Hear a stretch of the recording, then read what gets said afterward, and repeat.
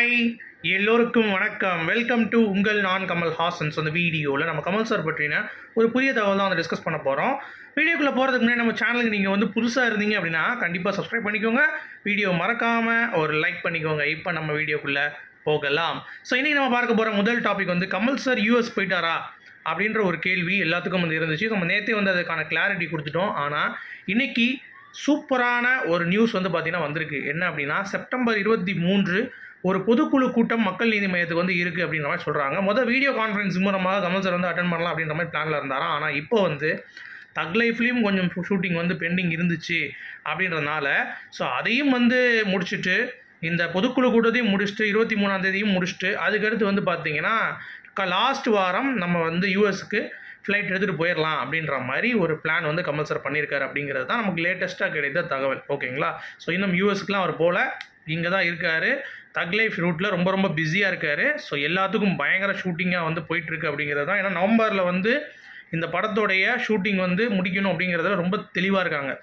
சரிங்களா? ஏன்னா பயங்கரமான ஒரு ஸ்ட்ரைக் வந்து அனௌன்ஸ் பண்ண போகிறாங்க நவம்பர் மாதம். அதுக்கடுத்து படங்கள் வந்து பார்த்திங்கன்னா வருவது ரொம்ப கடினம் அப்படின்றதுனால ஷூட்டிங் போக முடியாது. ஸோ அதுக்குள்ளேயே நம்ம சீக்கிரம் ப்ரையாரிட்டைஸ் பண்ணிட்டோம் அப்படின்னா டக்குன்னு வந்து பார்த்திங்கன்னா நம்ம ரிலீஸ் பண்ணிடலாம் அப்படின்ற பிளானில் தக் லைஃப் வந்து ரொம்ப பியூட்டிஃபுல்லாக பிளான் பண்ணிகிட்டு இருக்காங்க. ஆனால் இங்கே டிசம்பர் மாதம் இறுதியில் வந்து ரிலீஸ் ஆகும் இருக்க தக் லைஃப் வந்து இப்போது டக்குன்னு ஒரு 15 நாள் வந்து தள்ளி போகுது. ஸோ ஜனவரியில் ரிலீஸ் ஆகுது அப்படிங்கிறது தான். சரி, தக் லைஃப் ஜனவரி ரிலீஸ் ஆகுதுன்னா ஒன்லி சோலோ ரிலீஸா இல்லை வேறு ஏதாவது படம் வருது அப்படின்னு சொல்லி பார்த்தீங்கன்னா ஆமாம் வருகிறது. ஸோ விடாமுயற்சி 15ஆம் தேதி வந்து ஜனவரியில் பிளான் பண்ணியிருக்காங்க. ஸோ மேபி கொஞ்சம் முன்னாடியோ பின்னாடியோ தக் லைஃப் வர்றதுக்கான வாய்ப்புகள் வந்து இருக்குது அப்படிங்கிறது பார்க்க முடியுது.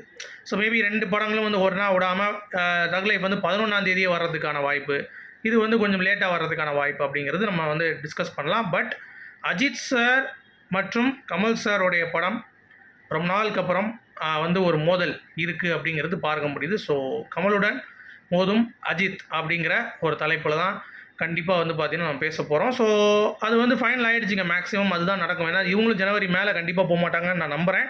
So it's none other than Kamal Haasan wise Ajith Kumar அப்படிங்கிறது இந்த பாக்ஸ் ஆஃபீஸ். ஸோ எப்படி போகுது அப்படிங்கிறத நம்ம பொறுத்து இருந்து பார்க்கலாம். அடுத்து இந்த லப்பர் பந்து அப்படின்னு சொல்லிட்டு ஒரு படத்தில் வந்து பார்த்திங்கன்னா சஞ்சனா கிருஷ்ணமூர்த்தி அப்படின்ற ஒரு ஆர்டிஸ்ட்டு அவங்க தான் ஏடியா வந்து ஒர்க் பண்ணுறாங்க தக் லைஃப்க்கு. அவங்க தான் சில விஷயங்கள் வந்து பார்த்திங்கன்னா தக் லைஃப் பற்றி ஷேர் பண்ணியிருந்தாங்க. அதாவது இந்த மாதிரி படத்துக்கு அவ்வளோ யங்ஸ்டர்ஸ் வந்து ஏடியா ஒர்க் பண்ணுற மனிதத்தினம் சார் இருக்குது. ஸோ அந்தளவுக்கு புதுமையில் வந்து நாங்கள் வந்து சொல்லியிருக்கோம். இந்த மாதிரி தொடாத ஒரு ஏரியாவில் என்னென்னலாம் வந்து இம்ப்ரூவேஷன் பண்ணலாம் அப்படின்ற மாதிரி ஐடியா கொடுத்துருக்கோம். அதை மணிரத்னம் வந்து ஹோல்டு பண்ணி அவர் டெலிவர் பண்ண விதம் வந்து வேறு மாதிரி இருந்துச்சு அப்படின்ற மாதிரி பேசியிருந்தாங்க. அவங்க தான் சரிங்களா, அவங்க வந்து லப்பர் பந்தோட ஹீரோயினாகவும் இருக்காங்க. அவங்க தான் கமல் சாரோடைய தக் லைஃப்பில் பொண்ணாக வந்து நடிச்சிருக்காங்க அப்படின்ற கூடுதல் தகவலும் வந்து பார்த்திங்கன்னா நமக்கு வந்து கிடச்சிருக்கு அப்படிங்கிறது தான். ஓகேவா? அடுத்து இந்த கேஸ்டிங் கவுச் அப்படின்னு சொல்லிட்டு ஏமாற்றுவாங்கல்ல, காசை வாங்கிட்டு வாய்ப்பு தரேன்னு சொல்லிட்டு, அது வந்து ஆர்கேஎஃப்ஐ பேரை வச்சு சில பேர் வந்து ஏமாற்றிட்டு இருக்காங்க. அதில் மெயினாக ஒருத்தன் ஏமாற்றிருக்கான். அவனை வந்து இன்றைக்கி கைது பண்ணியிருக்காங்க. சரிங்களா? ஏற்கனவே ஆர்கேஎஃப்ஐ வந்து ஒரு எச்சரிக்கை கொடுத்துருந்தாங்க. இந்த மாதிரி எங்கள் பேனர்லேருந்து யாராவது வந்து நடிக்க வாங்கன்னு சொல்லி வந்துச்சு அப்படின்னா நாங்கள் எந்த ஒரு ஏஜென்ட்டையும் வைக்கலை. உங்களுக்கு ஏதாவது வாய்ப்பு இருந்ததுன்னா ராஜ்கமல் நிறுவனமே வந்து தான் உங்களை தேடி வருமே தவிர ஒரு ஏஜென்ட்லேருந்து நான் வந்து பேசுகிறேன் ராஜ்கமலுக்கு நீங்கள் ஒரு படம் பண்ணணும் அப்படின்ற மாதிரி எந்த ஒரு இதையும் ஏமாந்துடாதீங்க. அதாவது லைக்காவுக்கு அடுத்தபடியாக ரொம்ப போல்டாக நெத்தி போட்டில் அடித்த மாதிரி இதை நீங்கள் பண்ணாதீங்கன்னு சொல்லக்கூடிய ஒரே ஒரு ப்ரொடக்ஷன் ஹவுஸ் வந்து பார்த்தீங்கன்னா ஆர்கேஎஃப்ஐ தான். நீங்கள் நல்லா கவனிச்சிங்கன்னா தெரியும் எத்தனை ஸ்கேம்ஸ் நடக்குது, எத்தனை பேர் வந்து ஒரு பேரை போட்டு ஏமாற்றிட்டு இருக்காங்க. ரெட் ஜெயிண்ட்டில் ஏமாத்தாத விஷயமா? அவங்களாம் இது வரைக்கும் ஒன்றும் வாய திறக்கல. சன் பிக்சர்ஸில் ஏமாத்தாத விஷயமா? ஆனால் ஆர்கேஎஃப்ஐயும் சரி லைக்காவும் சரி ஓப்பனாகவே இந்த மாதிரி ஸ்கேம் வந்து நடக்குது. நாங்கள் காசுக்கெல்லாம் வந்து எங்கேயும் கேட்க மாட்டோம், கொடுக்க மாட்டோம். ஸோ நீங்கள் தயவு செஞ்சு அந்த மாதிரிலாம் வந்து பார்த்தீங்கன்னா ஏமாந்துடாதீங்க அப்படின்ற மாதிரி சொல்லக்கூடிய கட்ஸ். அப்புறம் ஏதாவது இமேஜ் யூஸ் பண்ணுறீங்க அப்படின்னா ஆர்கேஎஃப்ஐலேருந்து பெர்மிஷன் கேட்டு நீங்கள் யூஸ் பண்ணலாம். நீங்கள் அப்படியே யூஸ் பண்ணிங்கன்னா தான் உங்களுக்கு பிரச்சனை. நாங்கள் வந்து லீகலாக வந்து கான்சிக்வன்ஸ் எடுப்போம் அப்படின்ற மாதிரியும் வந்து ரொம்ப தன்மையாக கமல் சார் வந்து பார்த்தீங்கன்னா அவருடைய ஒர்க்கை நான் தான் வச்சுப்பேன் அப்படின்ற மாதிரி சொல்லாமல் உரிய பெர்மிஷனோட நீங்கள் பண்ணுங்கள் அப்படின்றது சொல்கிறதுக்கு எவ்வளோ பெரிய மனசு அப்படிங்கிறத நீங்கள் புரிந்து கொள்ள வேண்டும். அதுதான் கமல் சார் சினிமா மேலே வச்சுருக்க ஒரு அக்கறையும் வந்து வெளிக்காட்டுது. அடுத்து லக்ஷ்மி ராமகிருஷ்ணன் அவர்கள் ஸ்கூல் படிச்சுட்டு இருக்கும் பொழுது, அதாவது சொல்வதெல்லாம் உண்மையில் வந்தாங்களே அவங்க தான் ஸ்கூல் படிக்கும் பொழுது கமல் சாருடைய படம் ஒன்று மிஸ் பண்ண மாட்டாங்களாம். ஸ்கூலை கட் அடிச்சுட்டு அவங்களும் அவங்க ஃப்ரெண்ட்ஸும் வந்து பார்த்திங்கன்னா கமல் சாருடைய படம் வந்துச்சுன்னா போய் கட் அடித்து பார்க்குறது தான் வேலையாக. ஸோ பார்க்குறது மட்டும் இல்லாமல் அங்கே போய் ஸ்நாக்ஸ் வாங்கி திங்கிறது, அங்கே வந்து பார்த்தீங்கன்னா போய் மறைஞ்சு நின்று யாராவது வராங்களான்னு சொல்லி பார்த்துட்டு போகிறது, அந்த மாதிரிலாம் வந்து பார்த்தீங்கன்னா போயிருக்காங்க. ஸோ அந்தளவுக்கு கமல் சார் மேலே வந்து ஒரு அவர் உடனே என்னமோ பிடிக்குங்க அப்படின்ற மாதிரி வந்து அவங்க பேசியிருக்காங்க லேட்டஸ்ட்டான ஒரு இன்டர்வியூவில். அது ரொம்ப அற்புதமாக இருந்தது. அப்புறம் இந்தியன் 2ல் சங்கர் சார் வந்து பார்த்தீங்கன்னா ஒரு விஷயம் வந்து கவர் பண்ணியிருந்தார். அதாவது உண்மையாக மக்கள் தாண்டா ஊழல் பண்ணுறீங்க, மக்கள் மாறாதாண்டா உலகம் மாறும், நாடு மாறும் அப்படின்றத ரொம்ப ஆணித்தரமாக சொல்லியிருந்தார். அதுலேயும் வந்து ஒரு டாக்டர் வந்து சர்ஜரி பண்ணுவான். சர்ஜரி பண்ணும்போது ஒருத்தன் வந்து பார்த்தே பண்ணுவான் யூடியூப் பார்த்துட்டு. அப்போ அந்த பொண்ணோட ஃபீட்லேருந்து இறந்துருவாங்க. ஸோ அதை வந்து ரொம்ப அருமையாக வந்து காட்சி அமைச்சிருப்பார் நம்ம சங்கர் சார். அது இப்போ ரீசெண்டாக பீகாரில் நடந்திருக்கு அப்படின்ற ஒரு ப்ரூஃபு. அவங்க அது இந்தியன் 2யும் ட்ரோல் என்ன சொல்கிறது, ஒரு ட்ரோல் இல்லை, அதாவது டேக் பண்ணி அவங்க வந்து பண்ணியிருக்காங்க. இந்த மாதிரி வந்து ஒரு விஷயம் வந்து நடந்திருக்கு அப்படின்ற மாதிரி. ஸோ இது மட்டும் நடக்கலைங்க, நிறையா இந்தியன் 2ல் சங்கர் சார் டிஸ்கஸ் பண்ணது அவருடைய விஷன் அப்படிங்கிறது என்றைக்குமே கிராண்டியர் தான். அவர் படத்தில் ஸ்க்ரீன் ப்ளே வேணால் கொஞ்சம் சொதப்பி இருக்கலாம், ஆனால் அவருடைய விஷன் இருக்குல்ல, அது வந்து எப்பயும் யோசிக்காத ஒரு விஷயம் அப்படிங்கிறது கண்டிப்பாக இதன் மூலமாக நமக்கு வந்து தெரியுது. So Shankar sir hats off அப்படிங்கிறத நம்ம கண்டிப்பாக தெரிவிச்சலாம். அடுத்து ஜெயம் ரவியோடைய பர்த்டே இன்னைக்கு. ஸோ முதல் படம் கேமரா ஆன் பண்ணது கமல் சார் தான், அதை நான் மறக்கவே முடியாது. அதனால தான் இப்போ ஒரு சக்ஸஸ்ஃபுல் ஆக்டராக நான் வந்து இருக்கேன். அது மட்டும் இல்லாமல் கமல் சார் வந்து ஒரு சயின்டிஃபிக்கான ஒரு ஆக்டர். ஏன்னா அவர் சயின்ஸை ஆக்டிங் உள்ளே வந்து நுழைச்சிருவார். ஸோ அந்த மாதிரியான ஒரு நடிகர் அப்படின்ற மாதிரி வந்து மிகைப்படுத்தி பேசியிருக்காரு. So happy birthday Jayam Ravi அவர்கள். அப்புறம் ஏஐ டெக்னாலஜி கமல் சார், அதில் ஏன் இவ்வளோ ஆர்வம் சொல்லி ஒருத்தவங்க கேட்டிருக்காங்க. ஆமாங்க, புதிய தொழில்நுட்பம் அப்படிங்கிறப்ப எனக்கு ரொம்ப ஆர்வம்.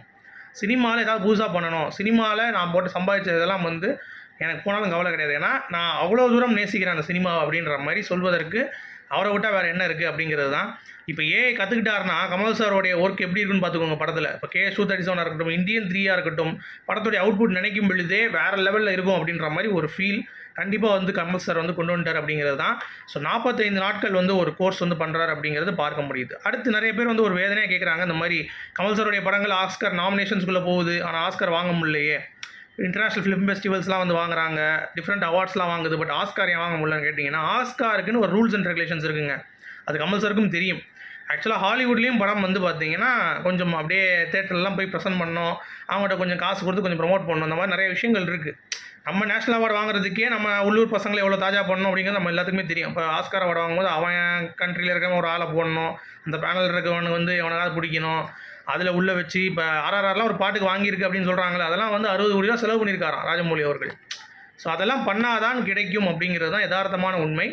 ஸோ இப்போதைக்கு 2 தான் வாங்கியிருக்காரு ஆக்சுவலாக நம்ம RRRம், அப்புறம் வந்து இவர் வாங்கியிருக்காரு, நம்ம AR ரஹ்மான் அவர்கள் வந்து வாங்கியிருக்காரு அப்படிங்கிறது தான்.